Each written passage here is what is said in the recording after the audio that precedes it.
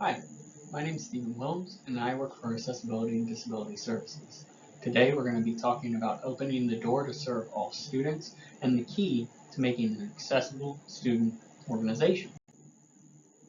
The objective today is to have you start thinking about how to make your programs more inclusive and make Towson and hopefully the world a place where everyone feels welcome. The agenda for today. So the agenda for today is going to be an icebreaker, an intro, a snapshot of Towson University as it relates to my office, Accessibility and Disability Services. But the bulk of the conversation is going to focus on the event planning process and how to make those events more accessible for not just students with disabilities, but all students. I also want everyone to know that everyone on campus kind of has a role when it comes to accessibility. And then I want to make sure that we stay connected after we get connected so that this conversation can continue and so that you all feel comfortable following up with me. So for the first icebreaker, I always like to ask students what they know. So who do you all think we work for? And I'm going to give you a second to sit and put some information in the chat. But generally, the people whose answers we get, whether it be staff, faculty, or student, it's always the counseling center or student affairs, or even sometimes we get the health center. But we actually work for OIE. And so why would we work for the Office of Inclusion and Institutional Equity? Well, we look at accessibility as a equity, from an equity stance. So how do we make our university equitable and create access for all of our students? Brian from over in OIE may have referenced some students to this presentation because they talk about making campus more equitable and accessible for various identities. We try to do that for students with disabilities who carry various identities within the intersectionality of their diagnosis. So who do we work with comes up a lot too. And I'll give you time to think about who we work with as an organization or as an office. Some of you may have said students, most of you say students, which is true. We do work with students. Some of you say faculty because, again, we think ADS or accommodation, and a lot of times we think just classroom. But we work with a lot of people outside of that. So we work with faculty, we work with staff, we work with residence halls, we work with campus dining. Accessibility comes in different contexts.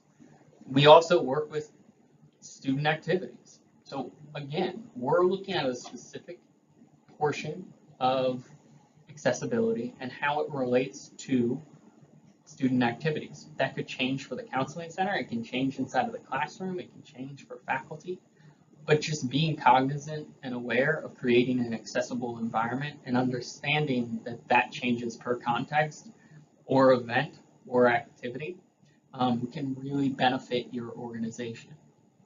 And so that gets into the where we work. We work across campus with all stakeholders to make sure that we promote access. The exact number of students as of today that we work with are 3,075. That being said, again, we work with a lot more than just students, so our numbers reflect our primary stakeholders, but we want to make sure to work with accessibility not just on an independent level, but a universal level to create access outside of the classroom, inside of the classroom, and anywhere we can on campus. So again, This is kind of the who are we and the answers to those previous questions within the icebreaker. I think the important points are we work with an OIE because we are more than just a service as far as accommodations. We collaborate across campus with various stakeholders, and our student population is about 10% of TU. That 10% is just students registered with our office. So that does not include students with disabilities who don't utilize accommodations. Not everyone with a disability uses accommodations. Something to consider when planning your events. That means most likely if you have more than 10 members, you're going to have a student with a disability, and thinking about creating access proactively allows for them to freely access and fully reflect their contribution and competency within your organization, event, or even just conversation. So let's do a snapshot of TU as it relates to ADS. So here's another activity just to keep people on their toes. I'm going to give folks time to read all of the diagnoses down the left side of this slide. Then I'm going to ask you, what do you think the most prominent disability is as far as population within registration?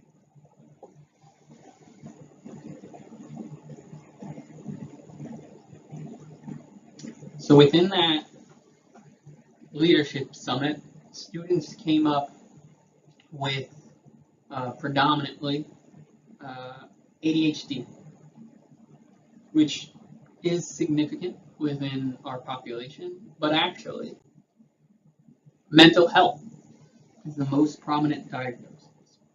I tell you this not to say that people aren't more than their diagnosis, right? I tell you this because it is important to know that not every person that's walking into your event is going to have a visible disability. It's a common misconception that if you don't see it, it doesn't exist, right? There are still barriers, and we'll talk about how to kind of navigate those barriers for students, even if you can't physically see a disability. And when you do physically see a disability, and we'll go over this too, making assumptions is to your detriment and kind of inappropriate, right? And so how do you best navigate conversations to make sure you're supporting people in an appropriate and sensitive way? Number two is ADD, ADHD. It's actually just ADHD nowadays. But a lot of times when we look at that, and when I look at mental health and ADHD, you're going to see a third of learning disability. So you think of all of these diagnoses, and they're all invisible, right? So actually, and you'll see this in the slide coming up, 75% of students registered with us do not have a visible disability. So it's important to note that just because you don't see it, it doesn't mean there is not a need. The other thing to note on this, and I'll show you all the rest of the populations, is a lot of this is contingent on environment. So we're talking specifically for learning. So students with learning disabilities might not be your primary population to work with because the activities that you are doing don't necessarily have a barrier. They may, but they also may not. Learning disability is prominent here within registration with ADS because most of the time students start with registering for academic accommodations. That's the same with ADD, ADHD, and it's also the same with mental health, right? So say you have a football activity, maybe someone with ADHD doesn't have any barriers. But if you put someone in a classroom and they're having difficulty with things like maybe attention or executive functioning, then you start looking at those barriers. When I spoke with students previously or in previous presentations to student activities, one of the bigger things I like to mention is a lot of times you'll see students more with maybe mobility or physical disabilities. And same with maybe students who have autism or a level of neurodiversity. And that happens a lot because you all are curating social events. So a lot of times we see the folks that our contexts create or establish more barriers for, and that's okay. The important thing is that you know that there's a line of communication between our office and student activities to where we can help you navigate and troubleshoot some of those situations so that we can support students appropriately and create that level of access, hopefully before anything occurs. I'm going to give you some strategies within this PowerPoint, but I just wanted to kind of give you some background before we dive into those strategies. A big part of that background is, no matter what, treating people with kindness, compassion, and support, as hokey as it sounds, can really help create that inclusive community. Don't let a mistake that you could have been kinder be the reason that you're creating or continuing a barrier, right? Like I said, 75% of the students registered with us do not have visible disabilities. So walk into every conversation open with flexibility. A lot of what the pandemic has taught us is that flexibility, is that we can go the extra mile and program in ways that support students with and without disabilities to make sure that they have a learning environment that is of benefit and accessible to them. So think about those lessons that you all have learned as learners and leaders to better support students within your organization. We all drop the ice cream sometimes. And I like to say this before we get into these strategies. So we've all made mistakes. I know in ADS, some of the mistakes that we've made are putting tables on sidewalks without understanding that if we put a table on a level ground, it makes someone who may have difficulty with mobility on uneven ground. So again, something very simple that you could shift within your events can really benefit somebody. We put green and red QR codes on giveaways within an event that we promoted as accessible. That isn't accessible to folks who are red-green colorblind. And so we had to go back and go, that was not the right thing to do. How can we make this more accessible? Can we give people access beyond those QR codes?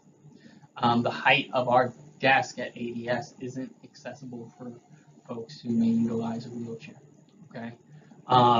That was something that we could have proactively worked with building and kind of coordinated. But at the time, things were hectic, and the move was, I'm going to be honest and say, less than smooth. So when you have those less than smooth times, those mistakes are easier to occur because it's harder to think proactively. So what I'm going to implore you to do is maybe reference this PowerPoint before your larger events, because I know it's probably going to be hectic for you all. And I want to make sure that we sit back and we reflect on what we can be doing to make these events more accessible for students, okay? So, like I said, planning begins before you start. And I think my face is in the way of one of those bubbles, but I will tell you what it says. So it says, reflect, plan, and act. And here's the beautiful thing about that. It doesn't matter where you are within that circle, you're starting somewhere. If you've already acted, you have an opportunity to reflect and plan for your next event. If you haven't planned anything yet, then right now you can reflect on this PowerPoint and how it's going to impact your plans. I would say if you're planning an event, think about stepping back and reflecting, but also just consider some of these things that I've said. Pop them into your plan and then act. Again, you may not get it perfect. We usually don't get it fully perfect. But if you keep this in mind throughout your planning process of your events and planning of your organization, you can definitely at least build in better habits and more accessible programming for future leaders and for your organization. Okay.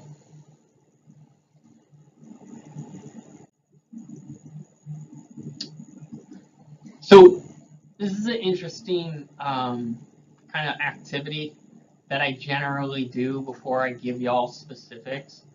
And it's kind of on how we support students. A lot of times people think that the support we provide to students is, say, an auxiliary support. So it specifically supports the student with a disability. And that's not really how universal design works. And that's what we're striving for, is to universally design something so that when you step in, it benefits you. When the student steps in, it provides access to them, and that we all can just walk into a room or a space and be able to access that activity, that learning, that event, that fun, hopefully for you all. Okay. And so what we're doing here is I'm going to list a couple of things and just think. So usually I would have everybody in a room and say, go to the right, go to the left, stay in the middle. But I just want you to think about these couple things. So think about captioning on a video in class, okay? Or even, I'll say on your favorite show. I've been watching, like, Is It Cake? Right?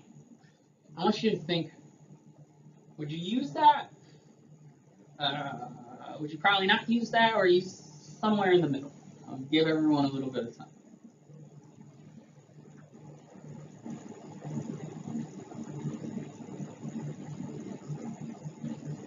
Okay. So generally we get some students on the, you know what, I probably wouldn't use captioning. I might use it and it would really help me. A lot of times with this specific prompt, we get it would really help me. Here's the thing. It also helps students with disabilities. If people are having difficulty with attention and need something to refocus on, if folks are having difficulty with processing, if folks have difficulty with hearing, deaf, hard of hearing, these captions can really support them in having access. And that's generally as easy as making something uploadable on YouTube. They don't have the best captions, so don't necessarily always rely on it. There's a captioning feature at the within Zoom and WebEx, and also captioning can be set up for your events. So that is something to think about and to say, yeah, it would absolutely make things more accessible for students with disabilities, and it really may help people within your events and within the community. I think during COVID with this one, it was available to a lot of students. So let's talk about recording a lecture that's posted after class. Some of you would use it, might not use it, or would or wouldn't, right? Like kind of indifferent. I'm gonna give you a second to think.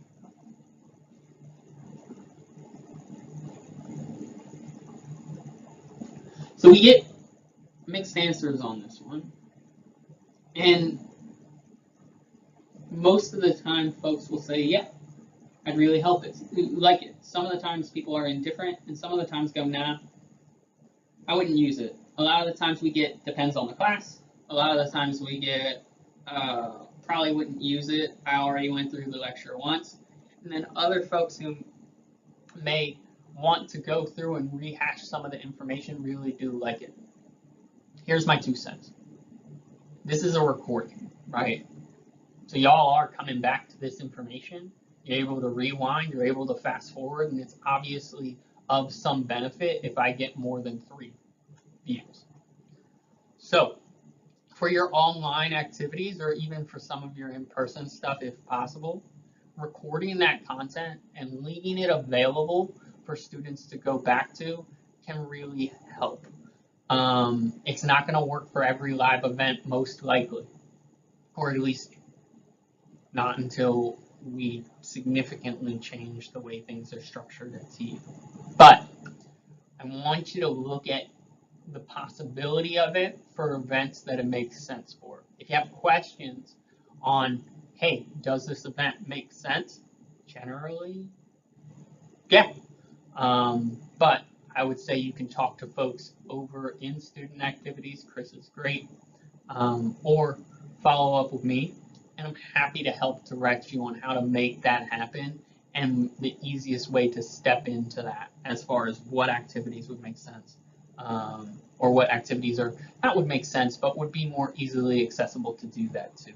Start small, get the ball rolling, and make them out. So formula cards, more academic, but I know for any student, those can definitely help. This is one where it's like, hey, it would really help me. That's an academic accommodation a lot of times for students who may have difficulty with memory, processing, but it's not fundamentally altering, right, your ability to access or to depict or to reflect that knowledge. So I always put this in context with student activities with, does it help to have an agenda? Does it help to have something tangible to walk away with that says, hey, here's what I got out of that event? And I would argue, yes, most all of the time. And then the other one that I want everyone to think of is the button to open the door, a button to open the door when your hands are full.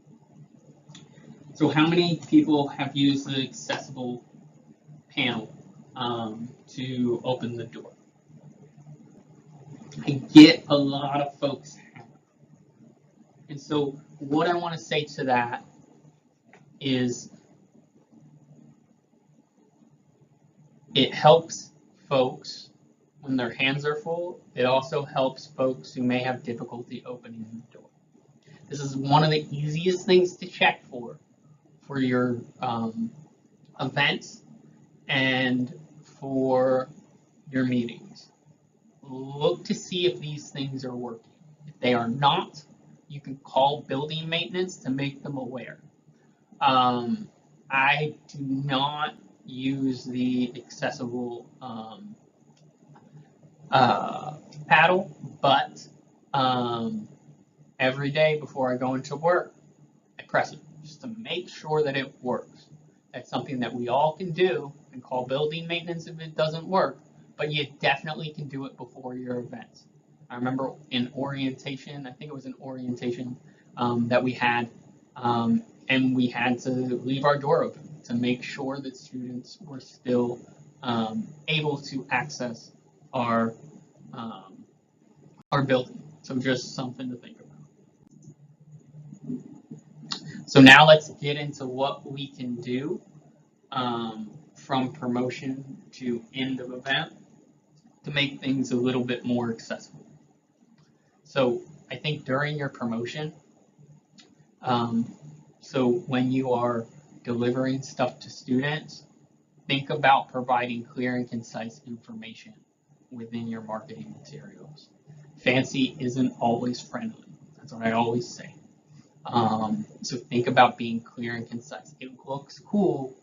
We all know to put in all of the different clip art and the fancy colors, but look through it, make sure that students know what's going on, they know the date, and they know the location. Front load that information so it's easily read. A lot of times people think the more creative you get, the better, but sometimes your message is going to get muddled in the amount of information that you put. So be clear and concise, and it can help folks who may have difficulty concentrating, who may have difficulty with reading fluency, who may have difficulty with vision even because you're not putting little tiny texts of etc. So just think about doing that within the promotional material that you're handing out. Use updated and inclusive language, and I'll probably have some sort of an event on that, but make sure that if you are going to say, does someone need an accommodation for this event, you don't have to say, does this person have a disability? It is not about disability, it is about creating access. So use accommodation and not disability. You do not need to know someone's backstory or diagnoses to know that what support they need. Asking for support is different than asking for diagnoses. That's one of the bigger ones within that kind of language change that I like to go over with people. Again, that goes to that second point about asking for access and not disability. Providing alternative text on pictures. So providing alternative text can really help when pictures come up. Also, providing captions on email postings. So when you post those big giant flyers, having a small half paragraph about here's the event, here's what it does, here's where it is, can really help, because a lot of times folks will use things like screen readers and it's not going to be able to read your picture. You can definitely run your pictures through screen readers. The big thing that I would do is maybe run them through something fairly simple, like if you pull up online, I think it is on Edge, it will have a playback feature, and a lot of times it will play, it will have voice to text for whatever is on the screen. Look to see if those marketing materials are able to be read, and if not, and even if so, providing that small caption is a really easy way for people to get information quickly, whether it's because they may have a visual impairment or it's just a lot to process. So having that smaller section of this is the event, this is what it is, and this is what time / location can really help. Again, having a section where students can identify if they require an accommodation. So not all accommodations are needed for every event, and having that can prep you for the student population that you'll be working with within that event or within your organization. And you don't need to provide specific accommodations if you don't know they're needed. So a lot of times I'll hear people talk about interpreting. I'll hear people talk about captioning for larger events. And if you don't know a student is going to show up that needs that service, a lot of times you're going to end up spending money that you don't need to spend. So the important thing is within that that request for accommodation at the end of your event postings, put a timeline to say, please let us know within this many days. I would say 5 to 10 is reasonable if you need, especially, captioning and or an interpreter. So those are things that you can absolutely consider. Planning format matters. So think about whether your event's going to be online or in person, and understand that those needs shift depending on if it is online or in person. For online events, considerations that you all can have is, will we need captioning or transcription? Make sure that you want to provide oral supplementation to your pictures, charts, or dress. So make sure that if folks do have those specific accommodations, we're saying, hello, my name is Steven. I'm dressed in a Towson polo. It says my office, which is Accessibility and Disability Services. It is predominantly black with a yellow on the collar. I have a beard and a mustache, just so the person knows who they're talking to. And then also when pictures come up, especially important ones, you can say, this slide has a person typing on a computer. And so that can be a benefit to make sure everybody gets included. making materials available to attendees in advance. So that can also navigate those conversations.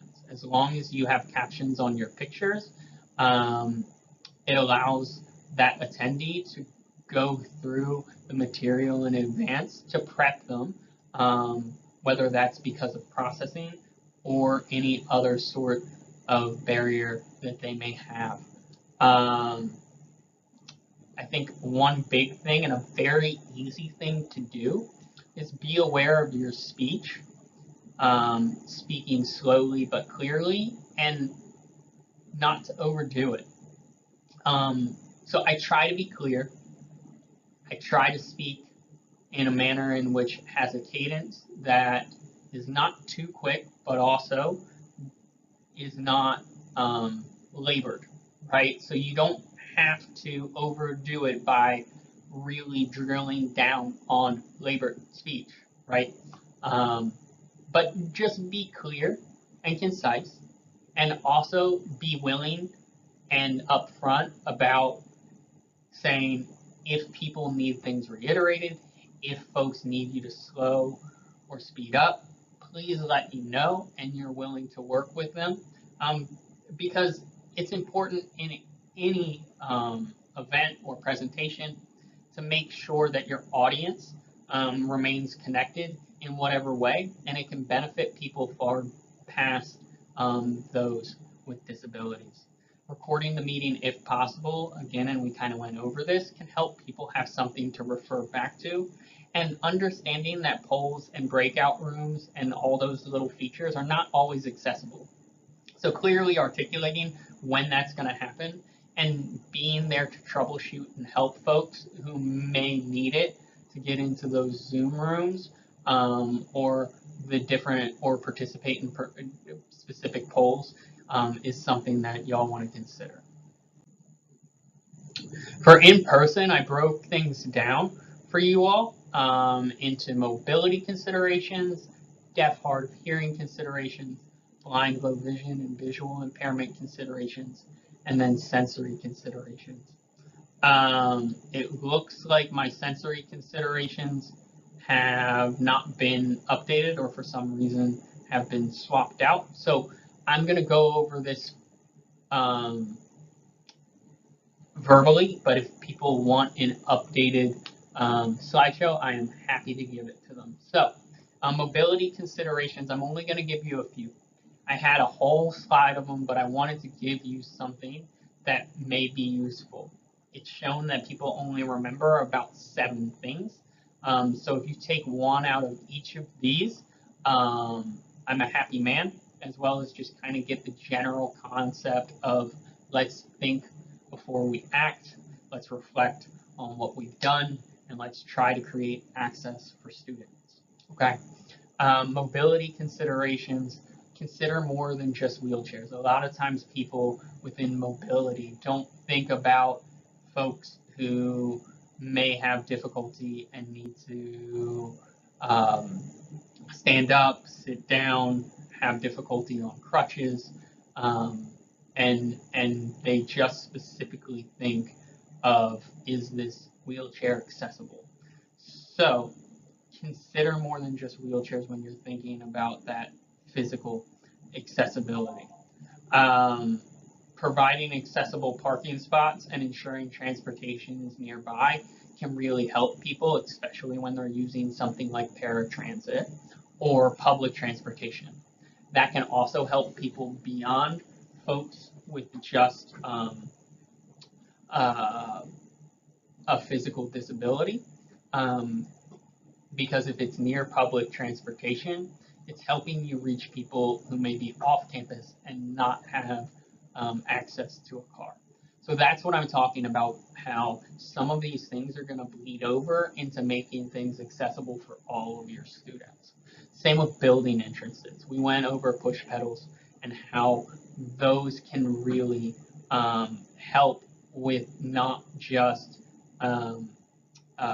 someone who is utilizing a wheelchair. It can also help for people who may have difficulty with carrying stuff and you need to get in, but it also can help with folks who may have other physical limitations, or even temporary disabilities such as broken legs, broken arms, etc. So the other thing that I'm going to leave you with is here there is a campus map, and you can just do campus-map underscore accessibility.pdf, and it's going to show you our campus and the accessibility of it. The green routes are the most accessible, the yellow routes are doable, and the red routes are, yep, don't go on them. I tell students before they do any event, do a walkthrough of that green path to make sure it's actually accessible, and look at your rooms. Look at the height of your tables, look at if the room in between the aisles. Make sure you set up with people and a little bit of additional space in mind. When we're talking about deaf and hard of hearing considerations, look at inquiring about an interpreter, captioning, or even if it's needed. There are plenty of folks who just read lips. So a lot of times we will come over and come to the assumptions that people need supports that, you know what, they may not have needed within that specific event. And then pairing verbal information with visual aids when possible is important because it's going to give people multisensory experience and have that support in learning in two different ways. And that can help everybody, right? So like some people are visual learners, some people are tactile learners, some people are auditory. And so having that visual for folks can really help and benefit students. Then if we're talking blind and low vision, slash maybe folks have a visual impairment, being cognizant of text size on your presentation materials. Little tiny text is going to be hard for anybody to read, but especially if you may have a visual impairment, that can be difficult. Explaining charts and other visuals that are presented, right? So here, if I'm not explaining that there are football people, it's not going to be the end of the world. But if I don't explain that I have a chart up with percentages and this is the percent, then someone can get lost in that presentation. Same with if it's a fun presentation and you have a chart up that explains where people are supposed to go next or anything to that degree. If you're going to reflect an agenda and go, okay, guys and girls, next we're going to go to A, B, or C, it's going to be really difficult for someone who doesn't hear that next we're going to go to A, B, and C. So make sure you pair those. And then planning for good lighting. Planning for good lighting is important so that people who may have visual impairments or are low vision can navigate that room. With sensory considerations, again, it looks like it did not transfer correctly into this presentation. But to be fair, text size and the material can help everybody, right? Explaining charts and other visuals can help everybody. Planning for good lighting, that's kind of the opposite. So making sure that it's not too bright for some folks can also be important. So it's striking that balance of let's make it so people can navigate, but also make sure people are not overwhelmed. I learned from maintenance that there is a set lighting, there's a set lighting intensity throughout Towson that our lights should be at, and ADSs were actually over that, so they were overstimulating people, so we actually had them turned down. But think about that as you're creating an ambiance for your room. Other sensory considerations that are not listed, and again, I'm happy to resend you the PowerPoint, are making an agenda so people know what's coming and they can anticipate if they want to be a part of that event. Also, sound. making sure that you are explicit on what folks can experience in that degree as well, understanding that loud events aren't for everyone, right? Um, and then also making sure that you identify the changes that you are making before you're making them. So say you're transitioning from an activity to an activity. Just be clear on those transitions so that people know what to expect. So it's almost like an agenda, but it's more of a shift of the way you're having those conversations with students. Being clear, again, being concise, and making sure that you're supporting them. Just making sure we drill into you that need trumps diagnosis every day, all day, right? So we're not asking about somebody's diagnosis, we're just going over need. Some misconceptions, and I'm going to go over this quickly because I know I don't have all the time in the world, but I'm happy to have all the conversations in the world, so feel free to follow up with me. Some misconceptions when you're interacting with folks is people don't automatically need saving. You think of someone, I think students often think of someone, and we've had these conversations, who may be blind or visually impaired crossing the street, or someone who utilizes a wheelchair, and somebody's want to push. A lot of times folks have navigated these disabilities throughout their lifetime, so they don't necessarily need help. The important thing is that you approach the situation if people do look like they are struggling with an ask. You don't just automatically go in for saving. You can say, here's what I'm seeing, and not related to the disability. Is there anything I can do that would help you at this point? So if you do see someone, going through materials and not able to kind of navigate them, trying to put them closer to their face, you can say, hey, I see you're looking at our materials. Is there anything that I can do? Are there any things that you're specifically interested in? So that now you're talking about the action and not necessarily specifically disability.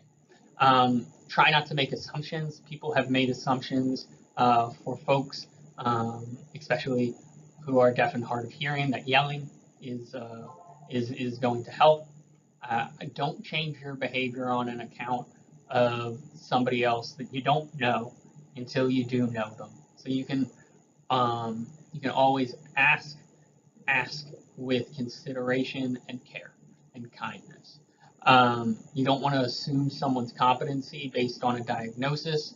So just because someone in one environment may struggle, it doesn't mean in other environments they don't excel. It also doesn't mean in that environment with the right supports they can't excel. So assuming people's competencies can be detrimental to your organizations and to your events, and then assuming dispositions.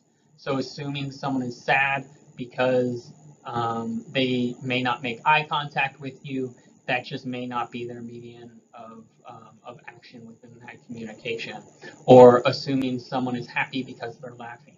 A lot of times within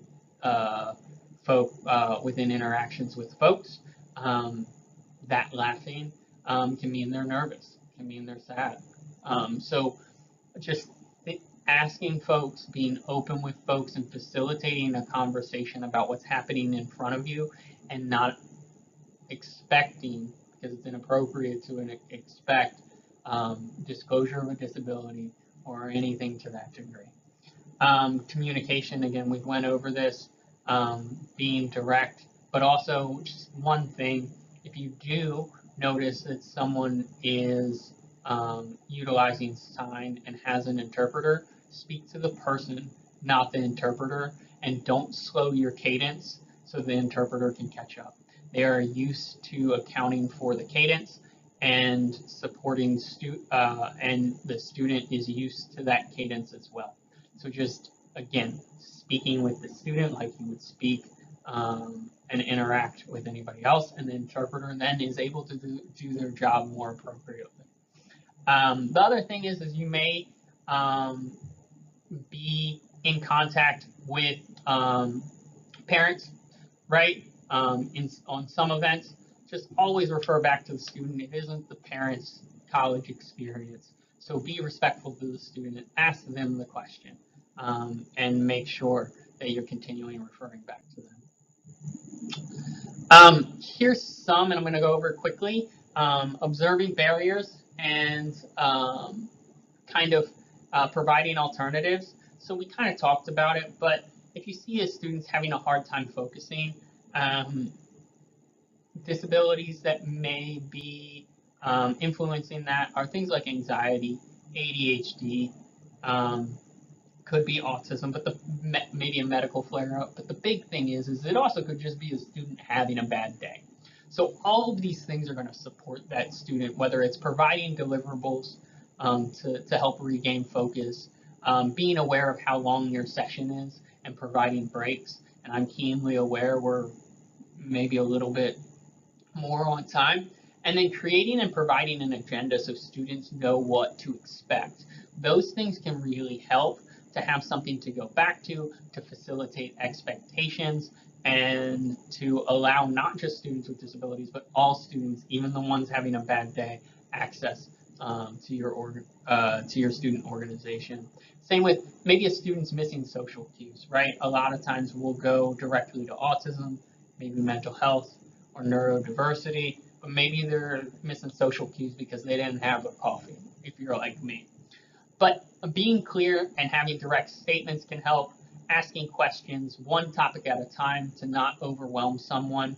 Providing gentle but direct feedback. There's no reason to provide more than one thing at a time, especially if the person is overwhelmed. It's just going to overwhelm someone more if they're overwhelmed, having difficulty processing, and then you're giving them additional things to do, right? But that is definitely something to consider. And then creating that agenda, again, can help because it makes things more clear. You have something to go back to, and you're able to kind of redirect someone to a moment or another moment later in the day in which, or the event in which they may be able to return to. Those things can really help provide students with that structure to make sure that they're able to actively be supported in your event, but also be included in your event, and feel like they belong is another big thing, right? And then say a student's feeling anxious. Obviously, anxiety can come up, medical disabilities and learning disabilities can come up, especially when you start calling on people, and if you've called on someone who may have difficulty processing, that can absolutely come up. But just be open to adjusting the environment, right? So if someone is anxious and you call on them and they're not very responsive, you can always adjust, go to the next person, and then prep that person for the question that's going to come up next so that they feel included, they know that they're supported. Again, ask them, hey, just wanted to make sure everything was okay. And we really want your contribution. So always, framing it in a positive way. How can we better have you contribute?